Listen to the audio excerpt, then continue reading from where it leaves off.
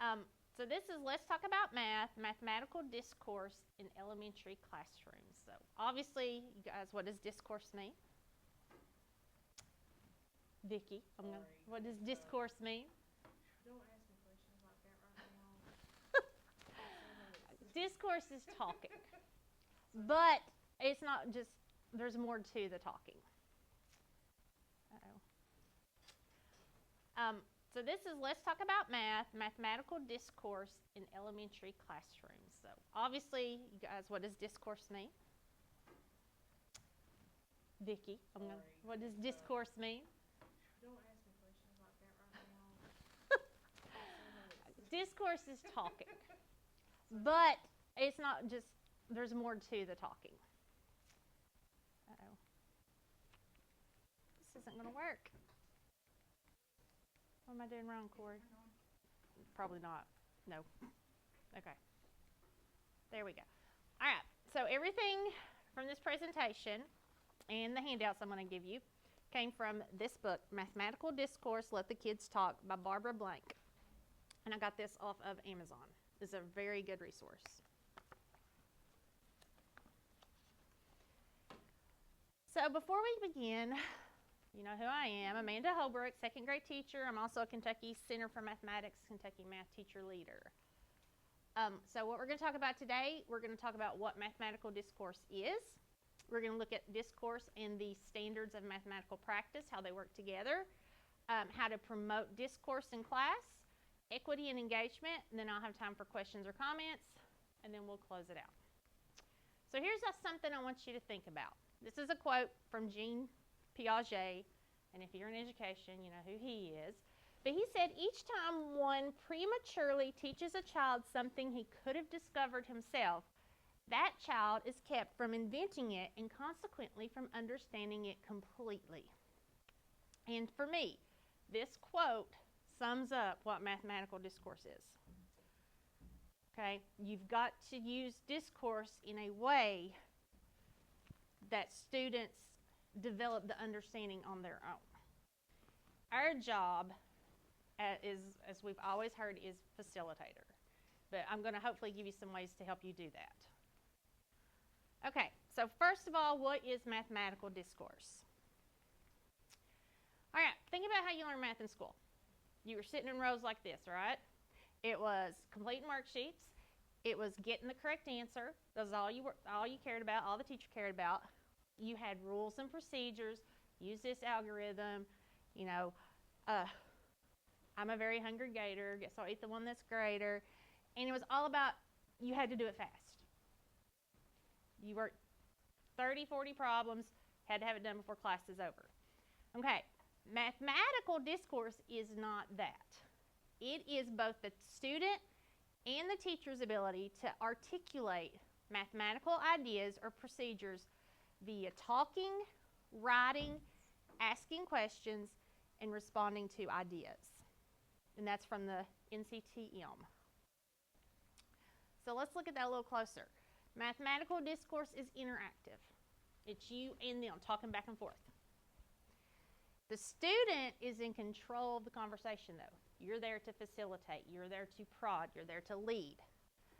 Your questions are generated from the conversations. And those questions help lead to explanations and justifications that the students can challenge, clarify, and defend.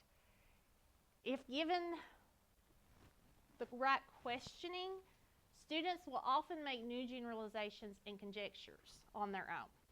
We have to provide ways to scaffold their thinking, provide ways to scaffold mathematical thinking into the curriculum for all of our students. We play the role as teachers in shaping that discourse with signals to students about how to value mathematical knowledge, as well as ways to think about how mathematics, and to think about and know mathematics. So the purpose, a lot of times this is what we think discourse is. I used to think the same thing. Corey, what'd you get? Okay, tell the class how you got it. And that's usually as far as we go. That is not discourse. That is just simply the student studying their solution and getting validation from you. Okay? We want to engage all learners in thinking mathematically to maintain that high cognitive demand. That's the key. All right, any questions so far? So you guys are clear on what discourse is? Okay. There's different relationships in mathematical discourse. It isn't always us and them. Your first is student to teacher, which is obviously the student is addressing the teacher, but the entire class can be listening and hearing the student's comments.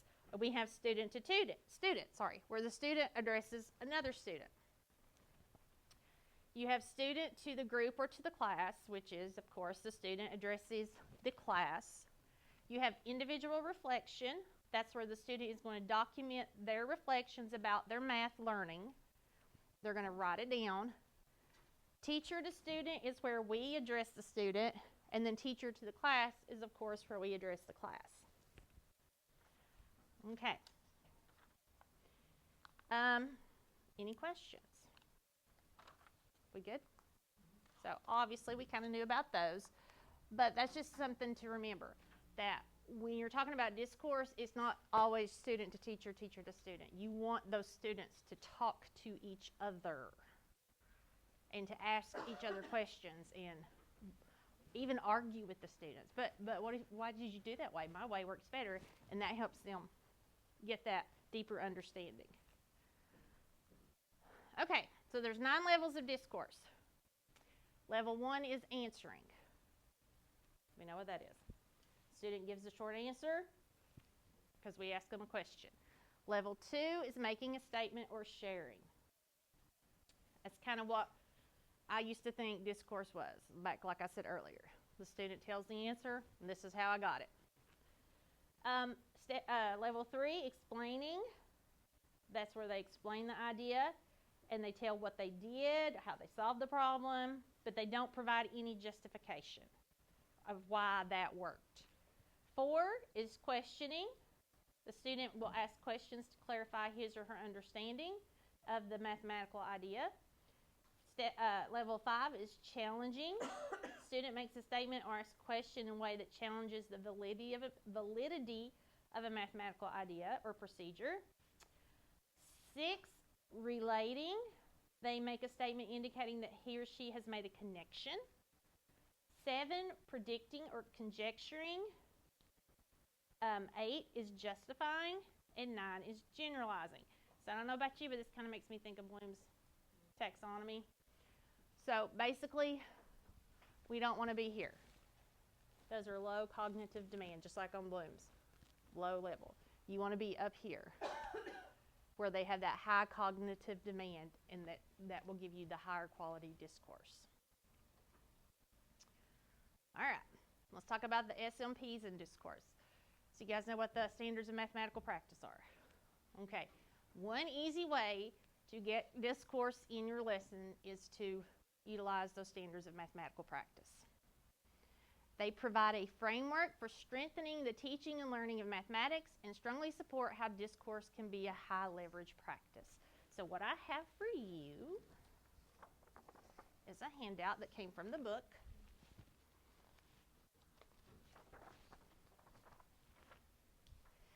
And it has it's the overarching habits of mind of a productive mathematician.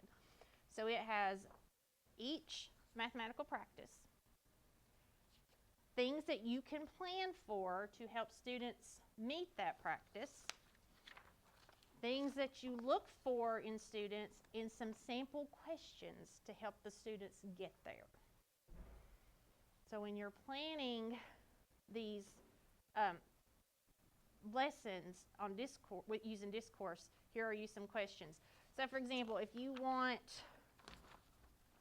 your student to make sense of problems, then you might want to ask them a question. What information do you think is important? How do you know?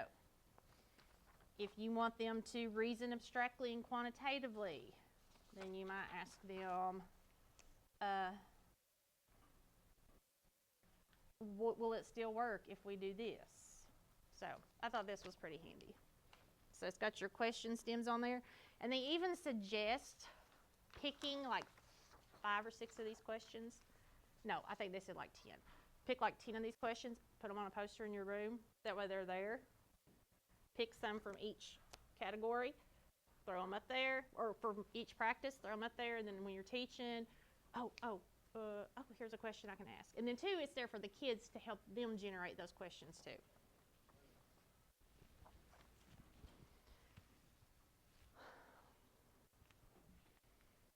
Okay, so that's how we tie it to the practices.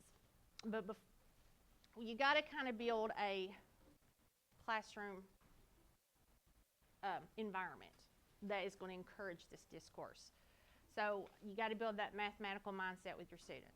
Mistakes are valuable. This is something I kind of picked up on by accident last year. The beginning of the year, I did my lesson on, or my getting started lessons on how we were going to do math workshop. And one of the lessons was things that mathematicians do. And of course, one of them was make mistakes. So it kind of became a saying in my room, if one of the kids made a mistake or I made a mistake, oh, well, we're just being a mathematician.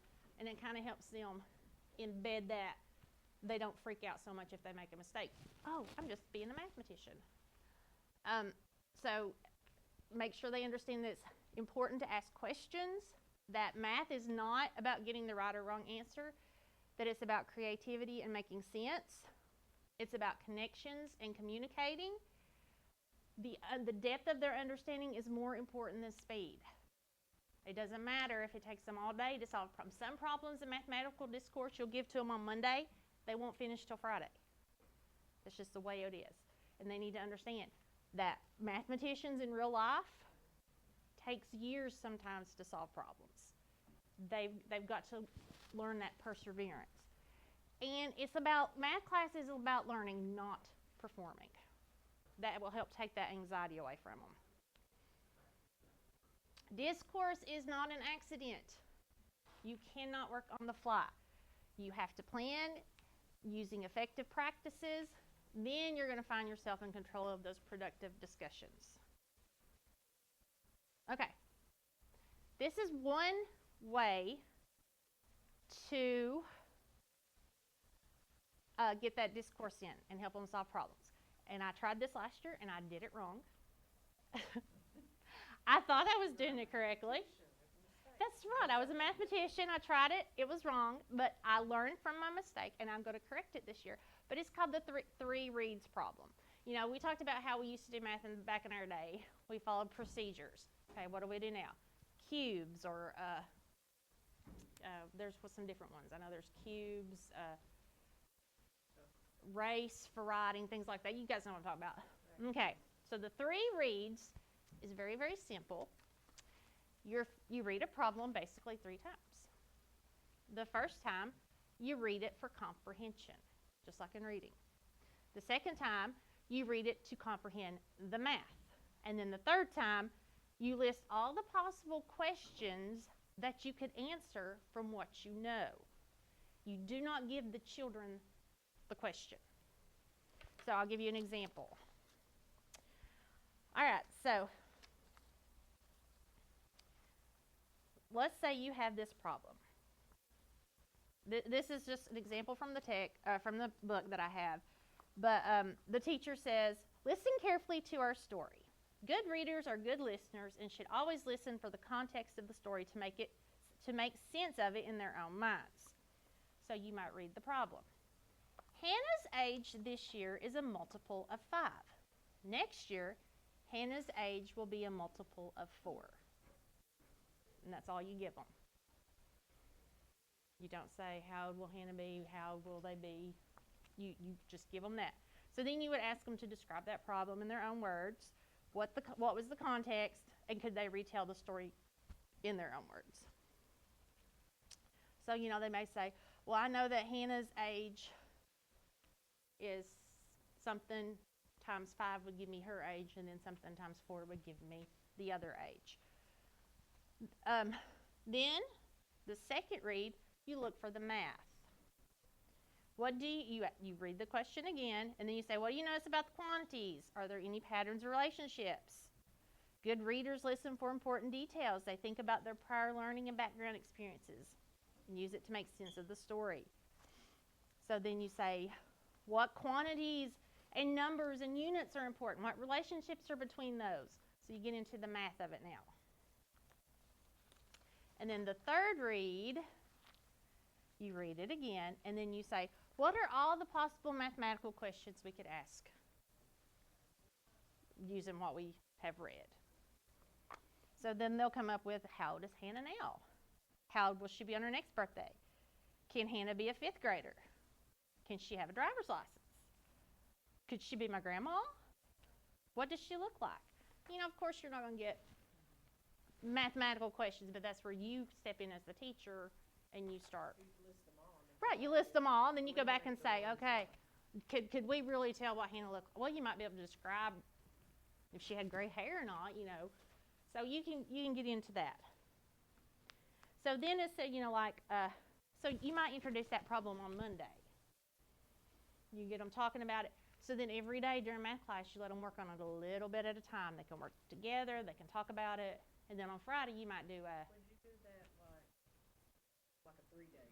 Have the first day just talk about Yeah, the subject. you could. The next day, would you do like an opener kind You of? could. Yep. You could. That could be your, like if you do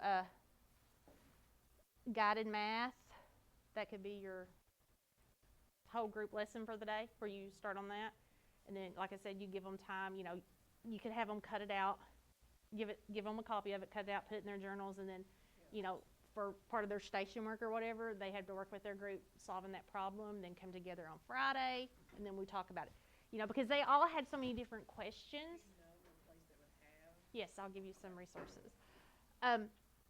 You could have, because you leave it open-ended like that, they have so many questions they could answer. You could say, find out, answer as many, leave the questions up. Answer as many of these questions about this problem that you can with your group. So you're leaving it, you're doing that scaffold. Because this is a little off, but if you've ever read the Opportunity Myth, you ever heard of that? Okay, if you haven't, you need to read it. It's all about how the reason our kids are failing is because we're teaching them, but we're not giving them assignments that meet their grade level criteria.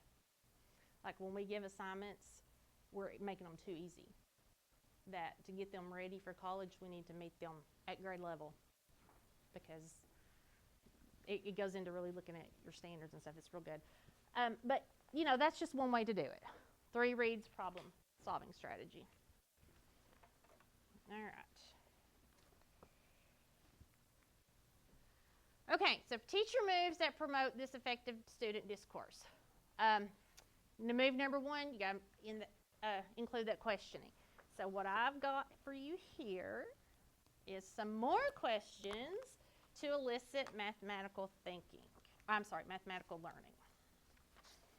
So I plan on putting this right with my lesson plans and using that to help me plan my lessons. But encouraging disequilibrium. You want them to feel like that there's a conflict between their new ideas and their current conceptions. You want that, because that helps them build, build that perseverance. You want to promote risk-taking. You want to be careful of your pacing and timing. Carefully select and sequence student strategies and work. Pedagogical practices to engage students in mathematical discourse. Private think time for students.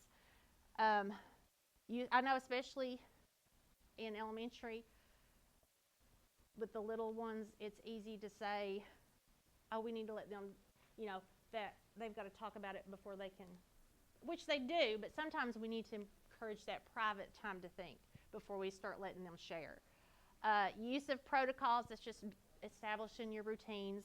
Use of signals goes back with your routines, and check for understanding. So, you might say, one of the big things that was talking about with pacing and timing and use of signals was let them know, okay, in 3 minutes, I'm going to ring the bell, and you need to be wrapping up your work, because that helps take that anxiety away.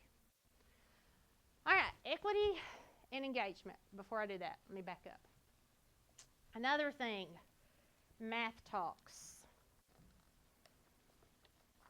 We've tried to all do math talks before. So I have got you some planning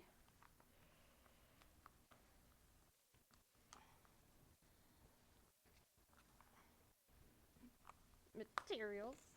This is to help you plan a math talk.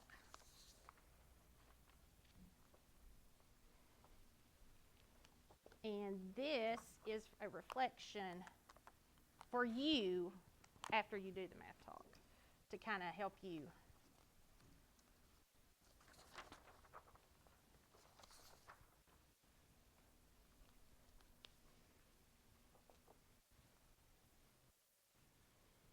And there are plenty of math talk. You can, like I said, I'll have to email you a list of resources. I didn't put them on here. But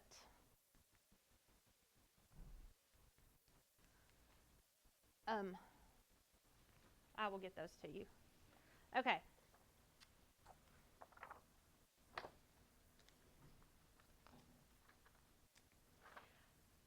Before we move on to equity, one of the things you'll notice, especially on that mathematical practices thing, is that it said use open, how does it word it?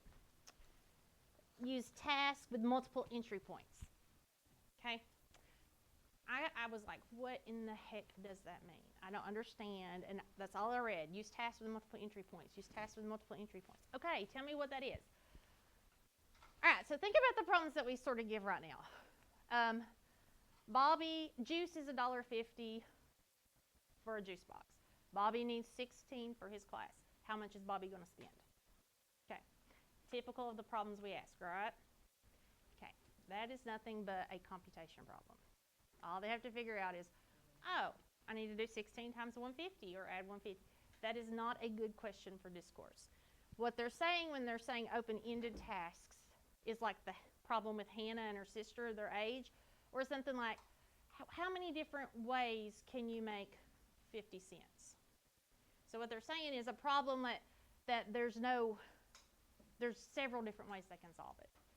You know, it's not just a simple computation. Yes, there's 2 or 3 different ways you could solve 16 juices at $1.50, but it involves, you know, them knowing a procedure. You want questions that are going to, or take the question part off, like we did with the one. Juices are $1.50, he needs 16, or he needs to buy 16. He wants 16. What are some questions that we could come up with from this? Because kids are really good if you give them a chance in coming up with those questions. Yes, they can. All right, and last but not least, equity engagement. That's the big thing. Again, research consistently finds the most important factor for student success in math is the opportunity to learn. They need to be given opportunities to learn from challenging and high-level work, or they will not achieve at high levels. If they need a calculator to do it, give them a calculator. We kind of fall, and I do it too, fall into the trap of, oh, this student has an IEP, I'm going to make it a little bit easier for them. No. If they're in second grade, they're still responsible for that second grade content. If they're in third grade, they're in first grade, fifth grade, they're still responsible for answering that question at a fifth grade level. But you know, they might need a calculator. So, right, we've got to quit. That goes back to that opportunity myth. We got to get ourselves out of that. We got to expect every child to learn that content at their grade level that they're expected to. And by demanding these higher order thinking and mathematical achievement for all, teachers share the expectation that every student can be a mathematician. And there you go. I hope I helped. You said you would send us Yes, I have all kinds of, I can send you. I just didn't think to put them in there. I did think to put them in there. I just didn't. just wanted to give me a book. I mean, yeah. Copy the Facebook. I mean, you can borrow the book. I don't care.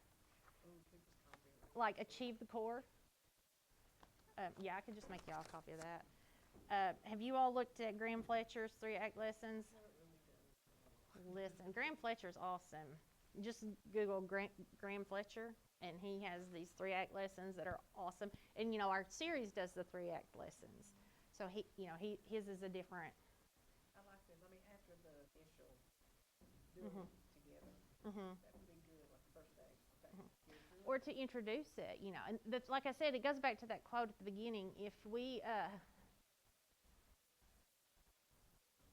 If you don't let them discover it, Yeah. you know, I mean, some things And you when have they're to doing teach them. tricks in their own way, Right. you know, just like me, if I do something, Right. I learn it differently, and when they can, oh, well, that's what you, yeah. Mhm. And I mean, they gave some examples in this book. And it was like kids that came up with these phenomenal, and the teacher would be like, That's what, "How did you do that?" And I mean, I remember when I first started teaching, I taught high school, and I had this boy, and love his heart.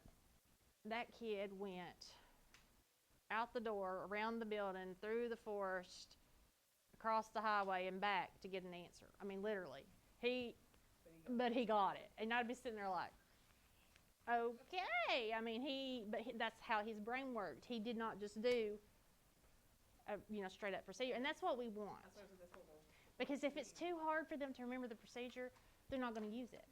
If they can just sit there in their head and they can reason it out, they're going to be more likely to use it.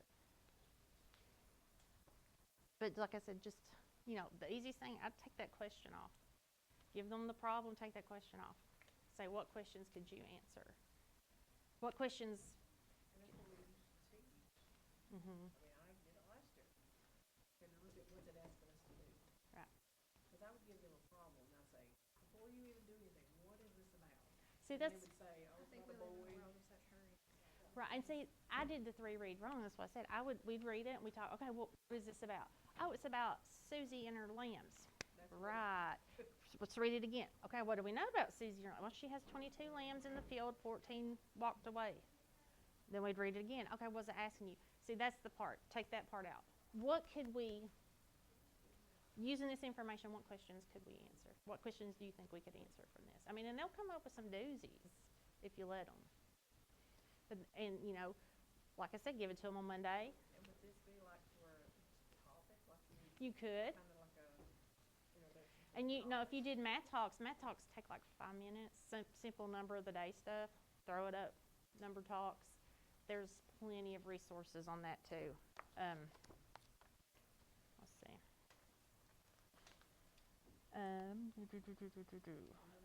Number strings. I'll tell you one that's really fun. I should have put this on here. It's which one doesn't belong. Is that a site? It's a site. I think it's called Which One Doesn't Belong. There's 2 or 3 different sites. I've seen it in here. Yeah, Which One Doesn't Belong, WODB. And it'll show up like 4 pictures, and it'll just be like random pictures.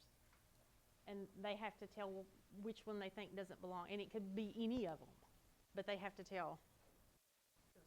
Yeah, they have to tell why the one they picked doesn't belong. So that gets into that higher cognitive, because there's no right or wrong answer. Yeah. And I've even done that with numbers too.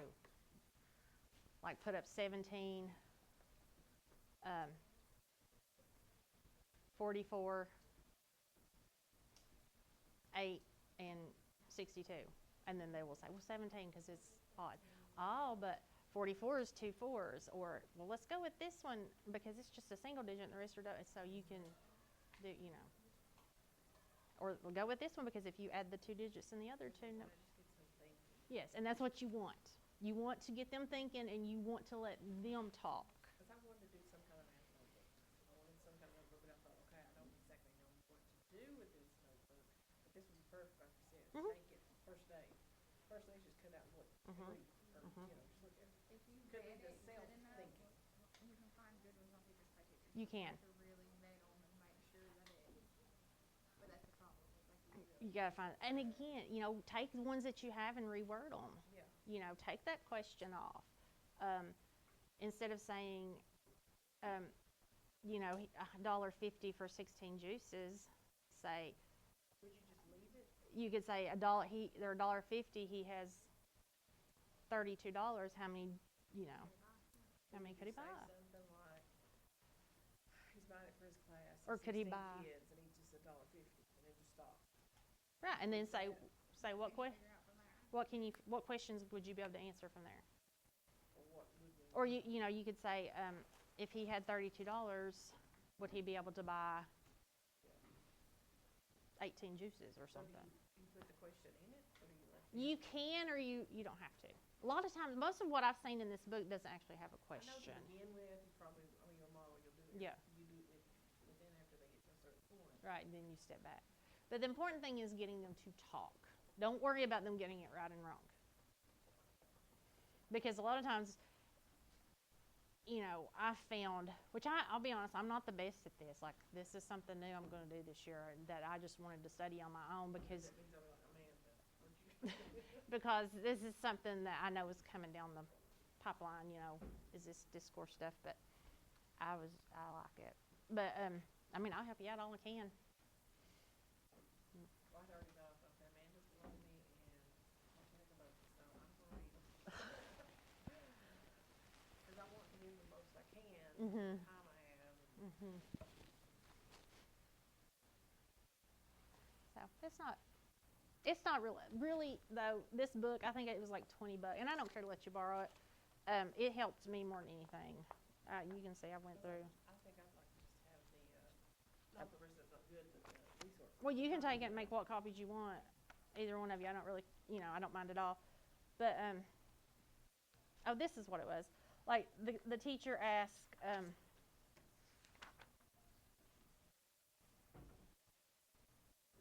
They were doing a problem. Second graders. He was challenging his students to solve 261 minus 147. So he just told them to solve it. They could use any way they wanted. He asked this one kid, and he was like, I use negative numbers in my head. Second grade, okay? And he was like, well, can you show us how you did that? And he said, well, I said 1 minus 7 was negative 6.